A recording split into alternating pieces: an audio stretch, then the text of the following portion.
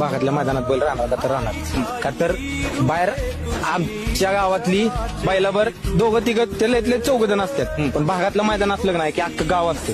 त्या गावासाठी अख्खी बैल इज्जत भागात ठेवतो का तर ठेवतो. ठाई ठाई रूपे तुझी चराचरी तूच कधी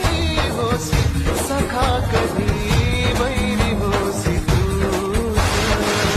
देवा तुला देवपण देती भक्त दानवाना पाप कर्म शिकवितो